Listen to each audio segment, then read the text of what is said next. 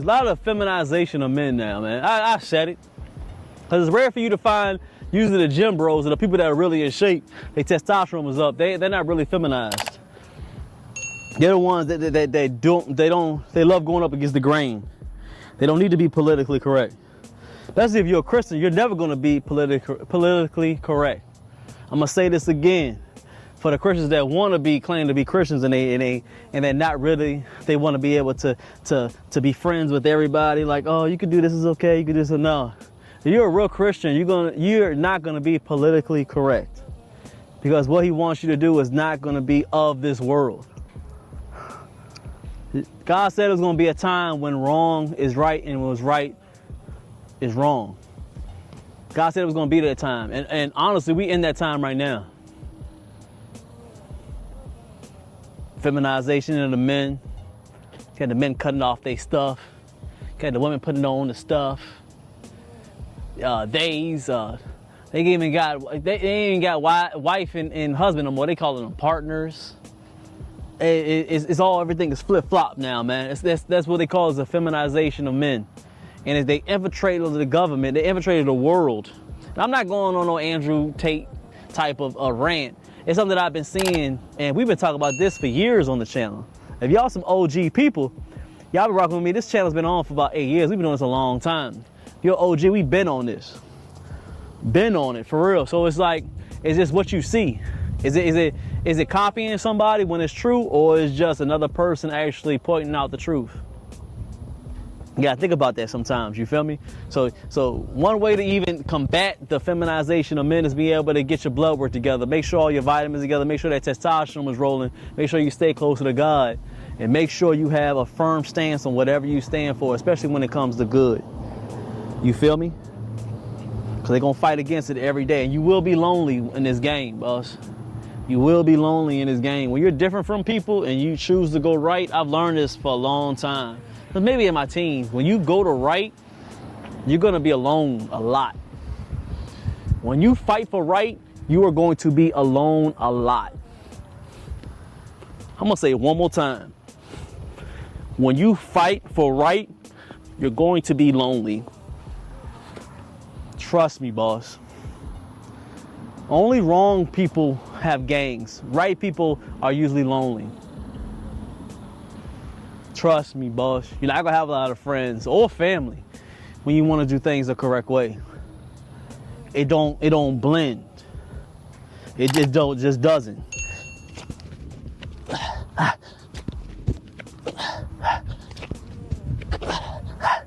Let's go and get these back lunges. Let's go ahead and get it. Focusing on these hamstrings. Bam. Boom, hammies. Good to have good hamstrings, good glutes. You feel me? Push off. Push off. Look good, look good. We making sense. Give me that like. Hit that subscribe for me. Where y'all at with it? Showtime, what's good, boss? How you been? Give me that salute. Got no audio.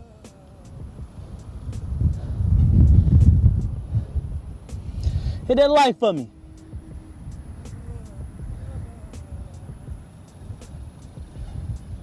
Can you hear me now, Showtime?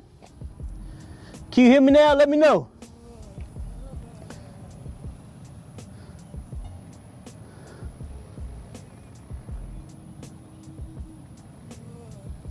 Let's see.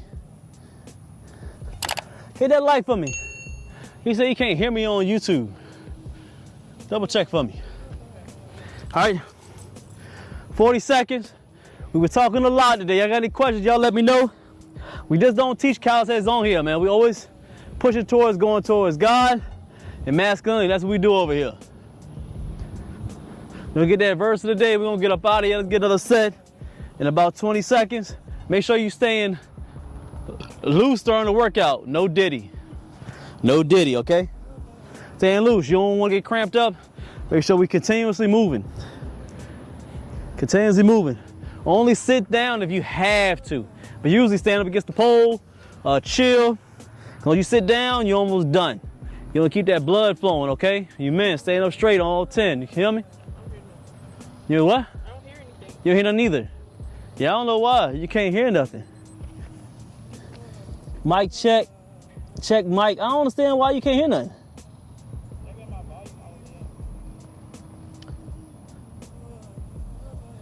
I don't know.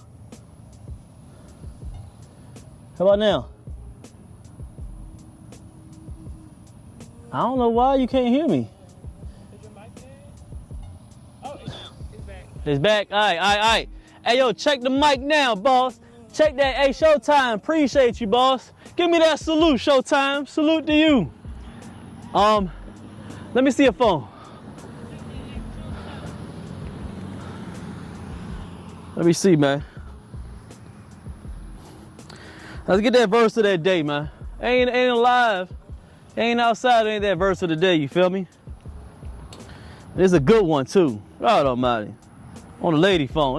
This comes from Proverbs, chapter 29, verse 25. And it reads, "For the fear of man brings a snare, but whoever trusts and puts his confidence in the Lord will be exalted and safe." God almighty. You know I like these verses today. We're going to read it again. Proverbs chapter 29, verse 25. "The fear of a man brings a snare, but whoever trusts and puts his confidence in the Lord will be exalted and safe."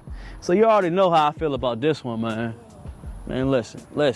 I ain't even named my phone that, man. My lady know my phone, it says no fear. My favorite shorts, I ain't even wearing them now, it says no fear. I even had a lot of arguments with men about having no fear. I've been screaming I have no fear for the longest, and the first time I read it, I looked up God and said, "What you mean I ain't got no fear? I be scared of some stuff, you know?" That was when I was lost. I was a little beta. I was a little beta, and it was like, fear? How you gonna put me on earth and there's a lot of things going on, man? There's snakes. You know, there's people jumping off. There's a whole roller coaster, everything. There's a lot of fear everywhere. And I read that, I was like, "What you mean, God? There ain't no fear. You ain't give me no fear?" And he ain't gonna talk to me because I don't believe that God doesn't talk and talk like us, man. He don't talk with words. That's probably the devil. But it was a sense where it was like it continued throughout the weeks. It was like something would happen where it used to, scare me or something like that, fear. And I'd be like, "Bro, what am I scared about? What am I scared about?" And it started to fade away slowly and slowly. All because I read that one passage. And it's not like I was thinking about getting rid of the fear. It's just that God gradually just took it away from me. So throughout the years, I continue to say it, man, I ain't scared of nothing. I take risks. I don't care about the money. I ain't scared of nothing. I work out till I just can't feel that I ain't scared of nothing.